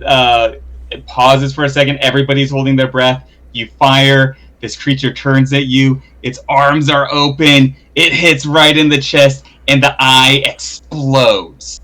And it's not just like gore that comes out. It's this horrifying energy that just swirls around everybody there. It just explodes outwards. And it's kind of like a poltergeist. This light beam goes straight up into the air, and this creature just evaporates into steam. If the You wind could explain. blow my trench coat a little bit while that happened, that'd be perfect. Yeah. Yeah. Horns are going off in the background. Trench coat's blowing. Abby, Bonnie, your hair is flowing in the wind. Preston, you're just like, oh, thank God, I'm not dead. And I'm gonna run over to Elliot to make sure he's okay because he got fucked I up. was gonna say, I'm like right there. I'm running over to him. Dirty man, are you alright? I'm sorry, I don't remember your name, but are you okay? Yeah, I'm good. Just like basically covered in viscera, I guess. All things considered, I didn't take hella damage. I was about to say, he whacked you a couple of times. I wasn't sure how much damage you actually took. I'm at 22, so That's still pretty good. Yeah. Got some scrapes. You got some things. You're gonna need some stitches, but other than that, you're all right. So, I guess we're at the conclusion of the first hunt. What? it. What? What's going Oh, on? you were making sounds. Yeah. Oh, I was excited for the conclusion Oh. of the first sound. I'm sorry, I didn't mean to distract everybody. I didn't mean to throw everything off. I was just like, We're all scared, like, cheering. oh, okay, what just happened? no, I know, recording's I know. again. It's not. Okay, all right. So, like, maybe we should go ahead and wrap it up for the evening. Yeah. And conclude this hunt. You guys are here. You have slain it. The Run sheriff. What? I would run away. I'd get the fuck out of there, man. Yeah. Well, We blew up So- half the school and then had a god fight with it, and the god's not around to explain that to anybody. yeah. Well, okay. So the sheriff is standing there. As soon as the call for the dynamite went out, the sheriff made a beeline through this tiny little town straight there. But he saw everything that had happened. He saw this monster, and it is breaking his mind. He is obviously ghost white and just horrified. But because he knows what has happened, he saw this monstrosity. Before he tries to rationalize it away, he just gets you guys out of there. He doesn't want to know what you are. He doesn't want to know what that was. He just doesn't want to deal with this. There was a gas main accident, whatever. It's done. It's over. Go away. You collect your things. You get on the boat that brought you here to take you away from this remote village. You see the clouds as you sail away, starting to part, and this beautiful picturesque village looks peaceful. It looks okay. You make it back to the main, the closest port where you're able to find a train to take you back to upstate New York, where you started this all. You traveled home without any difficulties. That first night on the train as you're traveling back, you have sleeping cars there. You all sleep peacefully. Everything's fine. You know in your heart that everything is fine. You get to the train. You get your luggage. You begin to leave. Each shaking each other's hands. Is there anything you guys want to say to each other before you kind of go part your ways for now? You know that more hunts will come. You know this is your life. But is there anything you want to say to each other before you take some time away from each other before you say goodbye for now? As I'm shaking Preston's hand, I'm just like, I don't hate you as much as I did when we started. Preston's actually nodding at him and going, "Yes, I found all of your companies much less trying than I thought I was going to." And then I'd turn to walk away, and I'd see Bonnie, I'd go, "Don't touch my dynamite again." And then I'd walk away.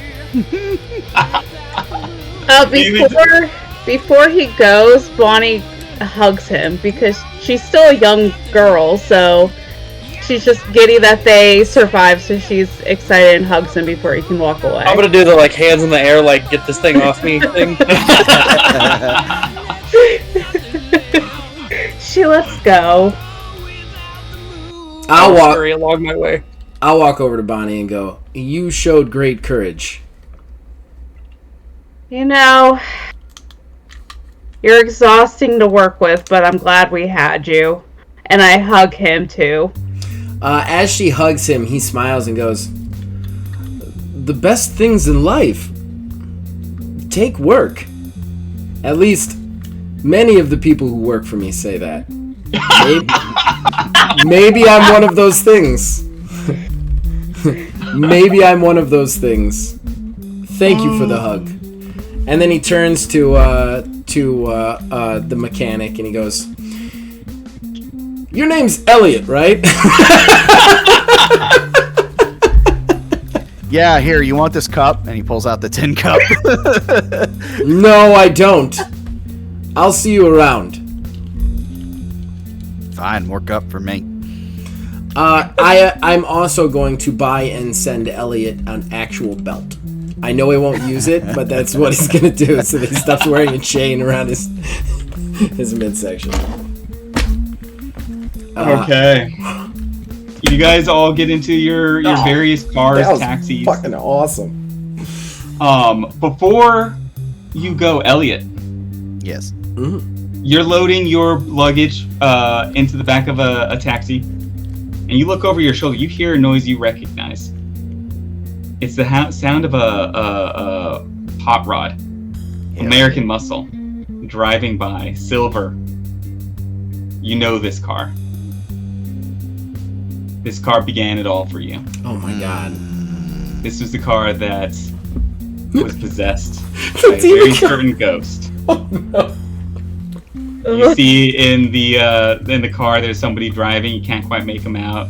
See in the car next to there's somebody in the passenger seat, and there's a girl in the back seat. She looks back at you, smiling, kind of a crazy smile. But her head just keeps turning and turning and turning until she's just staring at you as this car speeds away into the distance. He recognizes it, smirks, and does like a head nod thing at it.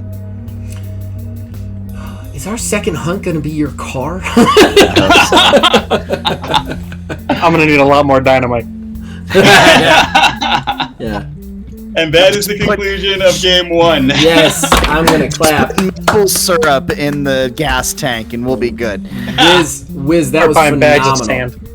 That was phenomenal, Wiz. Thank you so much. That was a wonderful Thanks. game. You did Thank a you brilliant guys. job. That was just an absolutely blast to GM for everybody. I really love playing that game. I hope you guys loved it as much as I loved the GMing it. And thanks, Zach, for letting me GM single mod. This was the first time I got to GM single mod, which is a lot of fun. This is the first time I got to play it, so thanks, Wiz, for game mastering it so that I could play it. I really did really enjoy these games, guys. Before we go for the night, is there anything anybody wants to shout out for the evening? Well, I mean, of course, I'm part of the other side of the gaming podcast stuff. We do the Horrible Gaming podcast, available every single week. And then I'm going to assume by the time this comes out, we've started to get the Lasso 3 streams back up and running. Yeah. Get that lasso going. Get those grunts going. Gotta shoot them grunts. Get that lasso. Doug will return. Doug! Yes, Doug! The Cult of Doug! Gonna make me download that fucking game again. I can't believe it. I most certainly am. I'm excited. Think of the Dougs. If you guys out there like to watch video game streams and like to watch two people make fun of another, check out Lasso 3 stream. Myself, Kayla, and Neil all play something. We're going to be going back to Halo again, doing some more firefight. Usually I play something and you guys just scream at me. It's spoken like a true bitch. But usually there's only one of us left alive, though. I don't know what you're talking about. I feel like I'm the winner every time we do it. Yeah, you don't put the team on your back every single time seriously. we play. Seriously, there's no Neil in team. Okay. In any case, check out everything we have to offer. There's not going to be anything. This is coming out way after we record it, so check out. We will be coming back with a season 2 of this. It'll probably be a couple of months down the road. We're going to do it a hunt per season, basically, so you can look forward to another 5 to 6 episode dump sometime later in the future, because these characters are too good to let them sit. And then, of course, please check out Ordo Scriptorium. When we are recording this, we do not have a price because we are putting the finishing touches on the editing, but it will definitely be for sale by the time this comes out. And it is for the game, a game setting for single mod, which all of this will be available on itch.io. Just search single mod and you will find it. And also, please, everybody, try to check out wizardsrespite.com. This will be also streaming there. We also have a lot of other random content that you can also purchase there or just enjoy to read. Everything is TTRPG at that site, so if you would, swing by there, take a look. Is there anything anybody else wants to try to plug tonight? Kayla or Corey, did you have anything? Okay. We're getting Corey Well, into then- more TTRPG stuff. This is his first foyer. This is his debut. He did a fine job, but he's going to be playing Yeah. more games with us. I moved in with a shovel. Moved in with a shovel. And you talked to that hardware store owner That's is going to be great. so confused. That's Going to be great. so confused. I kind of feel bad that I haven't moved in. Yeah. Because like he seemed genuinely happy that someone else moved. That's where we should start episode 2. Is like his palatial house that he purchased on that fishing island. Be I'm gonna buy the a beginning vacation of, home. Rambo 2. He's just like in hiding. All right, guys. Well, thanks again for playing. I had such a fun time. And we're going to be playing again. We have more TTRPG stuff, but until next time, everybody, keep rolling them dice.